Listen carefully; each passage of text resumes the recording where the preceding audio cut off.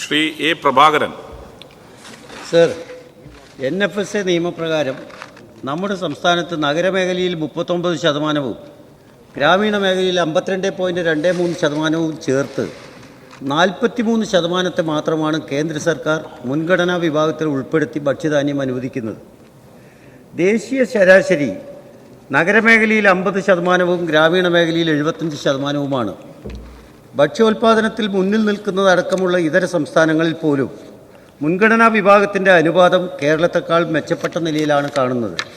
സംസ്ഥാനത്തെ മുൻഗണനേതര വിഭാഗങ്ങളുടെ അനുപാതത്തിൽ മാറ്റം വരുത്തി കൂടുതൽ അംഗങ്ങളെ കൊണ്ടുവരാൻ എന്തെല്ലാം ഇടപെടലുകളാണ് സർക്കാർ നടത്തിയത് എന്ന് വ്യക്തമാക്കാം. Yes minister. സർ, സംസ്ഥാനത്തിന് മുൻഗണനാ പരിധി നിശ്ചയിച്ചതിൽ അപാകതയുണ്ടെന്ന ബഹു അംഗത്തിൻ്റെ നിർദ്ദേശത്തോട് ഞാൻ പൂർണ്ണമായും യോജിക്കുകയാണ് സർ. 2016 ദേശീയ ഭക്ഷ്യഭദ്രതാ നിയമം നടപ്പാക്കിയതോടുകൂടി റേഷൻ സമ്പ്രദായം മുൻഗണനാ വിഭാഗങ്ങൾക്ക് മാത്രമായി പരിമിതപ്പെടുത്തി. കേരളത്തിലെ 43% ജനവിഭാഗങ്ങൾ മാത്രമാണ് റേഷന് അർഹതയുള്ളത് എന്നതാണ് കേന്ദ്ര സർക്കാർ കണ്ടെത്തിയിട്ടുള്ളത്. കേരളം ഒരു ഭക്ഷ്യക്കമ്മി സംസ്ഥാനമാണെന്ന വസ്തുത പരിഗണിക്കാതെയാണ് അത്തരമൊരു തീരുമാനത്തിലെത്തിയത്. മുൻഗണനാ കാർഡിന് അർഹമായ ഗ്രാമനഗര അനുപാതത്തിൻ്റെ ദേശീയ ശരാശരിയിൽ കേരളം വളരെ താഴെയാണ് സാർ.